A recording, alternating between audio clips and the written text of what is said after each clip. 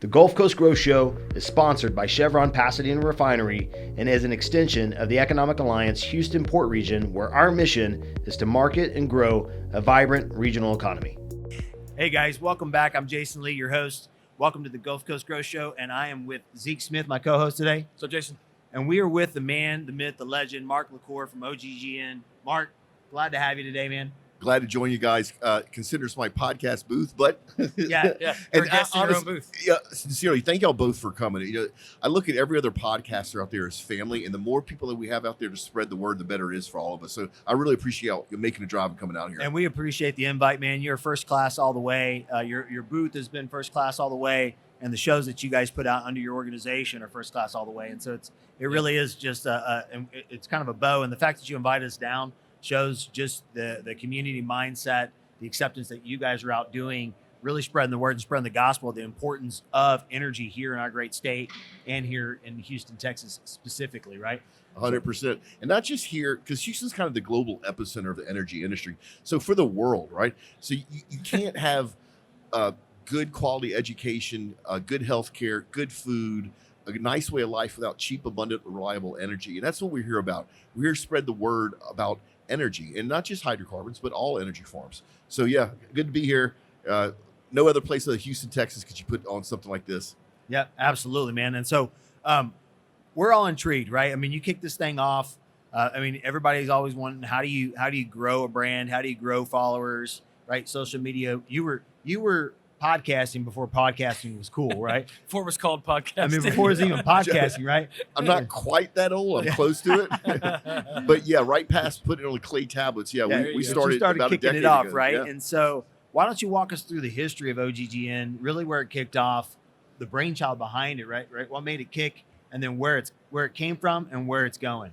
Yeah, you're going to laugh at this. So when my marketing guy brought me the idea of a podcast about 9 years ago, I looked at him and said, "It's the stupidest thing I've ever heard come out of your mouth. Nobody listens to podcasts. Go do something to make me some money." Because back then, there was no app to listen to a podcast. You had to understand how to download an MP3 file. Apple had released iPods in the hopes of building a new genre, which was podcasting. But then everybody started using iPods for music while they worked out, and podcasting was rapidly disappearing. And the software to edit audio was expensive. There was no broadband, so you couldn't do remote. And so I just thought it was a dumb idea. And like a child, he kept on and on and on. Big shout out to James Hahn for doing this. And eventually he wore me down, and I said yes, just so he would shut up and leave me alone. And what I didn't know, guys, is we started the first oil and gas podcast in the world. 3 months into it, Red Wing Boots called me. They go, "Hey, we want to sponsor your podcast." And I almost said why.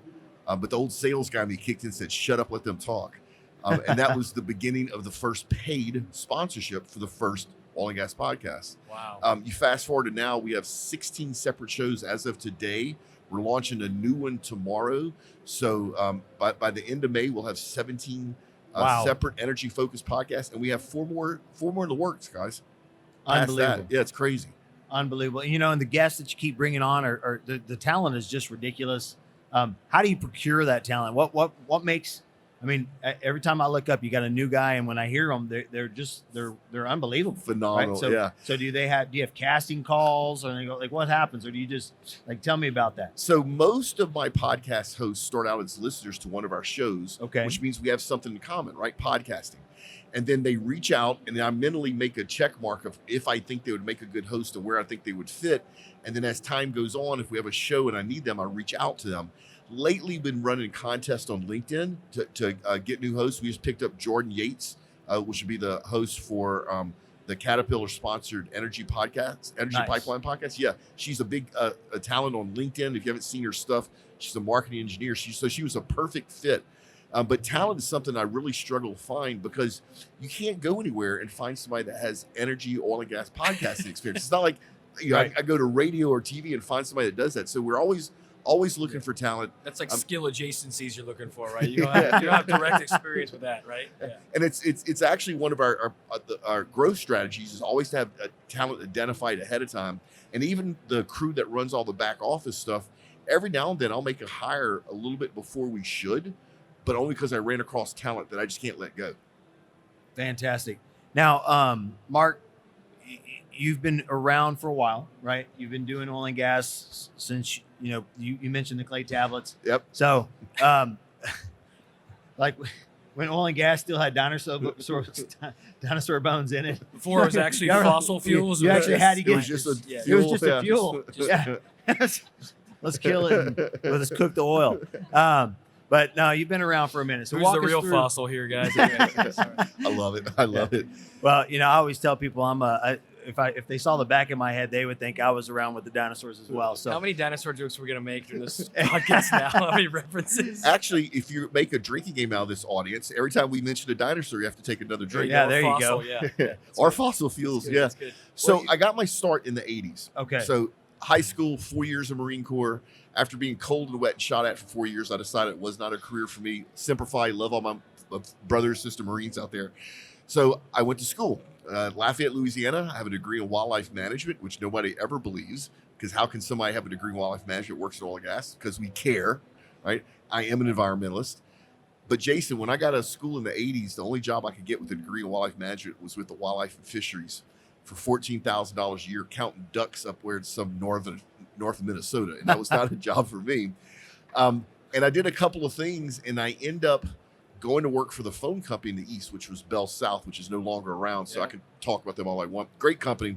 Learned a lot of enterprise sales from them, right? 100-year company of training salespeople. And they gave me the oil and gas book of business. No other salesperson wanted it because it was hard to do business with Exxon and Chevron. And I took it just because I needed a job. And the first thing I did is I went to all my clients. Actually, first thing I did is I bought stock in all my clients, which makes it look like I'm a genius, but I was really just wanted an excuse that if I ran into an executive, I could say I was a shareholder. There you Imagine go. being smart enough to buy Exxon stock before it was Exxon Mobil, right? And then the second thing I did is I went to all my clients and said, look, I know nothing about the industry, the oil and gas industry. I don't know a lot about what you need from us, but I promise you I will always do fair, ethical business with you, and I'll always tell you the truth. And Jason, they just brought me in like family. And I don't want to mention the name of the service company, but this was, like I said, in the late 80s. And the very first time I went offshore, I told the Gulf Coast business unit manager of a very large service company I had never been offshore. And he said, meet me at the heliport on Wednesday. No Hewitt training, no background check. But because I was with the service company, we went offshore, spent 2 days. He showed me this is a moon pool, this is a mud pump. Here's the crew bunks, right? Same way with the refinery. First time went to the refinery manager, told him the same story. Look, I'll always be honest and ethical. I don't know your business. And he goes, boy, and that was a compliment at that time. He goes, boy, get in the truck. And he drove me around the refinery. He said, this is a cracker. This is a steam unit. And so I got to learn the industry from the ground up, hands-on, taught to me by the people that work in the industry itself. Great. Then Hurricane Katrina happened. When New Orleans flooded, Hurricane Katrina, we were the only game in town. We were the only communication carrier that was still working. AT&T, MCI, Sprint, they were all dead in the water. And you can't run a pipeline or refinery without communications. So it was all hands on deck. It brought me back to a lot of the training in the Marine Corps. When oops, I just mentioned Exxon Mobil, sorry. When New Orleans flooded, I was in a helicopter by one of the super majors while New Orleans was flooding. And I broke FCC laws, company policies. I pulled people out of retirement. I had no authority to do that. I was a sales guy. But we did microwave shots and ran fiber, and I got all these communications back up and running so the refineries could start working, the pipelines could start flowing, and we could get fuel back in the affected areas. And I still, Wow. to this day, have relationships based upon those handshake deals. There was no contract signed. There was no time to it. Yeah. It was a handshake deal. And to this day, I am so proud that was millions and millions and millions of dollars worth of business. And every one of my clients paid every one of those bills, no questions asked. And I got brought back to corporate headquarters in Atlanta by our COO. And he had this, y'all remember the dot matrix printers, the Of course. green and white? Yeah. He had this dot matrix spreadsheet sheet that went all the way to the floor. Terrible. And he had a red pen, and he was going, broke company policy, broke FCC law, broke company policy. And at first I thought he was joking. Then I thought I was going to get fired. Then I thought I was going to go to jail. And when it was all said and done, he put it down. He looked at me and goes, Mark, he goes, I'm proud to have you on the team. If you would have done this any other time than a natural disaster, you'd be out of here so quick, but you did the right thing. And so once Nice. again, doing fair, ethical, honest business, people respect that. And the industry to this day still remembers me from doing that. And that really was back when the Tyrannosaurus Rexes were still running around. I love it. Drink, dinosaur mentioned. That's right. Dinosaur reference. Man, Love it. that's fantastic because it actually defines who you are and it's translated to who you are today. I think Zeke's had some questions about we talked about how you got here, but I think Zeke was going to ask you Yeah. some questions about where you're going. Yeah, we look back, we're looking at now. So we're here, the first ever podcast pavilion at OTC. So congrats. Jason and I are honored to be one of the first podcasts a part of it. How cool is that? Is something as old and As as OTC. steadfast as OTC is For sure. opening up to new media to get more eyeballs and hopefully a younger audience back here. So I want to thank OTC for allowing us to do that. For sure. Also thank Fifth Ring for sponsoring and powering the podcast pavilion. But go ahead, Zeke. What? No, it's fine. When we got here for the press passes, the sign up form doesn't have podcast as a type of media yet, so that's going to be next year for sure. Yep. Now that you got a podcast pavilion. No, I just wanted you talked about the past and how you got here. Give me your perspective. Give us your insight. Give us your expertise of how this industry, we're at OTC, so maybe specific the upstream industry has changed and where it is today and where you see it going. Yeah, so the world is in an energy shortage right now. And let me be very clear and on the record. I love renewables. Energy is energy, and different energy sources have different fits depending on the cost, the environment, geographic location, demands, right? It's all just energy to us. Our roots are in hydrocarbons, but we love all energy. The world's politicians have tried to force the world into renewables too quickly, which means there's a lack of investment into hydrocarbon infrastructure and also exploration and production, a shortage of energy, which we're still in. So the industry, even though we're catching a lot of flack in public, a lot of negative public perception, the demand is high and will continue to be high, and there will always be a demand for hydrocarbons. So the upstream side of the industry, which is mostly what OTC is about, and if you don't know what upstream means, that's the part of the oil and gas industry that gets oil out of the ground, is on a rocket ride for the next 10 years. Our problem is politics, and I'm not picking political sides, but because our current administration here and also in Europe is a bit anti-oil and gas, our industry is looking for other places to do business in that's politically safer bet. This is horrible. So a couple of companies are building new refineries. The constraint in the world right now is refinery capacity. A couple of companies building brand new refineries, and of all places, China. Why? Because China is less than a geopolitical risk than the U.S. That's a shame. That needs to change, right? That should not be happening. So the outlook for the upstream side of the industry is strong. There'll always be a demand for hydrocarbons. The world's in an energy shortage for the next couple of years. We're building refinery capacity around the world to meet those demands. And so this part of the industry is in a really good place. The next thing that's going to happen is be an explosion in the midstream part of the industry. So pipelines, that's being held back right now a little bit from politics as well. But we need to be able to transport not only crude natural gas, but produce water. And pipelines are the safest way to move anything. And then the world as a whole, by 2050, 3/4 of the world will live in cities. Well, when you live in a city, you need things like duct tape and carpet and lipstick and car tires. All that comes from hydrocarbons. So as the world modernizes, we'll use less and less hydrocarbons for fuel, but more and more hydrocarbons to make stuff. Products, And yeah. oh, by the way, hydrocarbons are still being made in our world's oceans, right? So we're not going to ever run out of hydrocarbons. The sun will run out of hydrogen before we run out of hydrocarbons. So the demand will always be there. Our problem is negative public perception and how that affects our industry. It adds cost and also denies us talent. Very few young people in the U.S. today want to come work in this industry. That's a shame because 20 years ago, this was the industry to come work in, right? So the future is bright. Unfortunately, we're going to catch a lot of flack in public until we end up changing that perception. Any advice on how we do that in a couple of, 2-3 bullets you think what we should do to try to change the perception? Yeah, it's education. We don't educate the public in what we do and how we do it and why we do it. The thing about hydrocarbons still being made, you know how many people don't know that? You know how many people think that hydrocarbons come from, honest to goodness, dinosaur blood? and then I asked them, like, how does that make sense? They go, well, that's why we're going to run out of hydrocarbons because there's no more dinosaurs. And these are educated people. The oil and gas industry needs to do a better job of educating the world on what we do, why we do it, how we care for the environment. I don't know any other industry that has more focus on health, safety, and the environmental impact than us. Absolutely. But we don't tell the world that, and we allow these negative stories to be told that people believe, and then social media allows people to amplify that. So for us, for the longest time, I try to convince people and educate people, and I've learned that the only real choice to change the narrative is to start with our world's younger people. So we're actually launching a children's podcast. It's going to be hosted by some ninth graders, and as they learn about oil and gas industry, their audience will learn, and I'm hoping to eventually educate a part of the world on the value that hydrocarbons bring to mankind.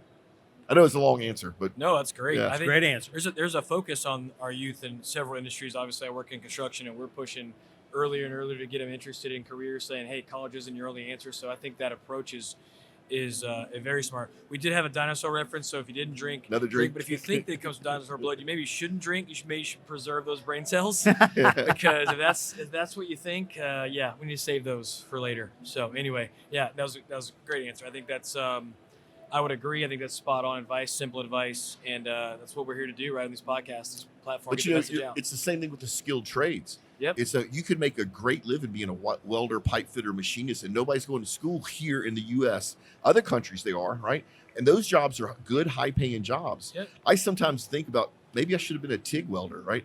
Yes, you're dirty unless you're stuck in a hole and you're sticking steel together. But you know what? You don't have a cell phone going off on Saturday afternoons, right? So it's to your point, if you're a young person and you're not interested in going to college, it's okay. Go pick up a skill trade. Yeah, find an apprentice program. We have one. I mean, that's what we do. So Yep, absolutely. In the organizations and the industries that are they're excited to have young blood. They're going to do what they can. They're going to partner. There's partnerships with the local colleges, the trade schools, everything in the area to try to find those opportunities. And they're you could come out of school making a ton of money. Yeah. There's never been more connectivity and sync with industry and education and industrial organizations than now. Never Yeah, ever before. I love it. I love it. Never before. So this is the right time for that. I would agree. Good stuff. And Mark, I think all of our missions are the same, right? I think the mission is how do we change the narrative, right? How do we shift the narrative that it's not big bad oil and gas, but it's really about people coming together to work in concert to create jobs, create opportunity, and it's not we've got to move away from oil and gas to something else. It's everything's got to work together. Yes. Are there other sources? Absolutely. Do we need other forms of energy? Absolutely. Yeah. Are these big giant oil and gas companies looking and creating these other sources of energy? Yep. Absolutely. It's their job to innovate, right? Yeah, The innovator we've died. We've had so many guests on the show when it comes to safety, ESG, anything that's forward thinking in the direction that we're heading. These companies are already there. Yeah, Half the technology that's here today is talking about things like that. Absolutely. Yeah, and a lot of people think this industry, the oil and gas industry, is dirty, old, heavy steel. This is one of the most high-tech industries on the planet. If you look at some of the geophysics that we do or some of the big data analytics, some of the robotics, I'll put an oil and gas deepwater engineer against a NASA engineer any day or time, right? Because that deepwater engineer has to build something that you can take apart, move across the world, put back together, drop on the ocean floor. It has to be zero defect. It cannot fail. Has to run itself for 10 years, right? The NASA guy does a lot of theory, and I'm sorry, NASA guys, but I know y'all are not a bunch of pterodactyls. Another drink. But this industry is very high tech. We've just done a very, very poor job of explaining to our world the cool stuff that we do in this industry. And haven't we explored more of space and we have our own ocean anyway? So I think you're right on that. 100%. And here's a little tidbit. The only fuel that has enough energy density to get us out of our gravity well is hydrocarbons. So traditionally, rocket engines run kerosene, or what's called RO1, and liquid oxygen is fuel. Elon Musk recently just spent a whole bunch of R&D money to develop new rocket engines that run on liquid methane and oxygen. But they're a little less effective. Now, why would he spend all those millions of dollars to build a new engine that's less effective? Could it be that in the middle of our solar system, there's a planet called Saturn, and around Saturn, there's a moon called Titan, and Titan is covered with lakes of liquid natural gas, methane. It's a refuel spot. Whether you believe in a grand creator or not, halfway in our solar system is a place where you can go top up your tanks if your rocket just happens to run liquid methane. Whoa. Yeah. And on that done. note, we're done, man. Just blew everybody's mind. Yeah. The opposite of dinosaur, their drink. Well, hey, Mark, as we get ready to wrap up our episode, I know you have a heart and you have a passion for things. I mean, it's all things oil and gas, all things people. But is there anything specific, any big events, things that you want to share, communicate, not only to our audience, but just to the world in regard? Because I don't know how often you get to pop into your own shows, right? Never. And it's weird to be on the other side of the microphone. I'm having fun, but I'm not used to being the guest. Well, we're all super nervous because we all thought you were like the coach. Like we thought, I was like, this guy's the podcast coach. I have just good editors. Like if you listen to my shows, I'm not that good. My editors are that good. They take all the ums truth and is always ahs in out the of editing it. room. Our editor, crushing it Mandy's today, great man. too. Yeah. So A couple of things. So we're launching the world's first oil and gas DE&I podcast. It's actually, by the time you hear this, it will already be out. I am wanting to go down that rabbit hole in a very honest and open and truthful way. There's been a lot of DE&I discussions over the years, a lot of big companies, and quite frankly, A lot of it was marketing. A lot of it was a check the box, right? Yeah. I want to really Amen. talk about inclusion. I didn't realize the prejudice I have. So I don't have any prejudice based upon nationality, or sexuality, skin color. I just realized the other day I have prejudice based upon what college you went to, and that's because I work in the oil and gas industry, and everybody wants to hire people from A&M. So in my head, I've gotten prejudice where I think engineers from A&M are better than other engineers, and they're not. And that was a revelation to me. It's like, oh my God, I thought I had no prejudice. I do. So we're gonna go down this rabbit hole with There you go. DEI. We're gonna talk about things that people don't want to talk about, such as in a lot of companies right now, older white men are not being brought to the table for inclusion discussions, right? It's different subgroups that are brought, but not the older white men. Nobody wants to talk about that. Well, darn it, we're going to talk about it. So that's one thing. Check out a DEI podcast. But the bigger thing is, I just like trying to help make the world a better place, right? No matter what you believe as far as religion or faith or anything else, I think the way we treat other human beings is the most important thing there is out there. And if I could make a little bit of money and I can give some people some jobs, and if I can educate the world on things that are valuable, and at the same time make the world a little bit better today than it was yesterday, I feel like I've done something important. So that's what we try to do. There's local charities that we support. Working with these kids for the children's podcast, I'm working with the underprivileged high school on purpose so that they get the opportunity to learn a trade, a skill, right? And so, a big thing is sometimes just take a breath, realize how good that you have it. Most of the world doesn't have it as good as you are. That's for sure. And if you could do a little something to help your fellow human beings, do it. Don't expect anything in return. Just do it and make the world a better place. Fantastic wisdom to impart to our audience, and we are thankful for that. I love it. Zeke, anything else? Well, I was just going to say that statement about the Aggies not being the best, I think you just lost your entire A&M audience for this. But that's okay. I catch as much flack on social media with that comment as I do about my views on climate change. There you go. That's how divided There people you are go. about what Yeah. school you go Hey, to. we need to get them connected with Tim from the Arbonne Nature Center, Oh yeah. because that's a nature center surrounded by all the refineries down south. And Oh yeah. they're funded by all these operators, which is kind of an interesting mix, right? Love it's a the idea. beautiful nature reserve right in the heart of the city. So that'd be a good connect. Be a great connection. Former guest. Yep. So. It'd be awesome. Well, you know what? First of all, Mark, I want to thank you. I want Yeah. to thank you for this opportunity. Big I want to thanks. thank you for your passion for for spreading the gospel of oil and gas for us, because I think there is a story to tell and it needs to be told, and you're doing your best you can to put your best foot forward. You really are changing the game, and I'm hoping to continue to see it thrive as more organizations like OTC and other people get a hold of what OGGN's doing and take you guys and involve you into more You're a stuff. pioneer, buddy. You're a pioneer. Yeah, Think you're about the guy pioneering, who brought man. the I first love it. booth Yeah. into this thing. And you were telling that story earlier of like, the helicopter and getting all these cable ran. And I'm just like picturing you like with the headset, like, guys, we got it, like rappelling out, with your cable. So no rappelling, but yes, I did have the headset on. It was all hands hit the deck. It was Dude. there was no customer client relationship. It was one of the most bonding experiences I've had outside the Marine Corps. I sense a movie in your future, Yeah, I love it. Yeah. So if you need, most of the famous actors are super short and devastatingly handsome. So I'm just giving you a heads up. If you need somebody to play you, Tom, Gotcha. I got your back. Yeah, I like it. As we wrap up, guys, our audience, if it's your first time tuning in, we were blessed to have the leader of OGGN. So that's probably the reason why you connected to us if it's your first time watching this. That being said, the Economic Alliance Houston Port Region is a third-party advocate that is designed to support both the community, the refineries, and all the businesses that support them. So any stakeholder in our region, from TxDOT all the way down to the different counties and different cities that it touches, the alliance itself is all about bringing jobs, opportunity, growth, and awareness to our region. And we hope to do that through our show. And so we're just an extension of that. And now with Mark's help, hopefully getting a better extension out to the audience. So again, we'd ask you to pay this forward and share the message with some folks. I do want to give a big thanks to Offshore Technology Conference for allowing us to be here today. And an even bigger thanks to Fifth Ring for sponsoring the OTC Podcast Pavilion. Fifth Ring is a global B2B marketing and communications agency with over 30 years of experience in the energy sector and beyond, and its presence in Houston, Aberdeen, and Singapore enables the agency to help companies all over the world build better brands and sell more stuff. Learn more about Fifth Ring by visiting fifthring.com. The link is going to be in our show notes. Zeke, we're going to sign out, man. I appreciate you today. Thanks for joining us. Great to be at the conference. Thanks, Mark. We look forward to seeing you guys on next week's episode. Yeah, guys, this was great. See y'all. Thanks for tuning in, and be sure to go to the Economic Alliance Houston Port Region website and subscribe to our channels. And let's pay it forward by sharing the good news of what's happening in our region by passing this episode to somebody you know.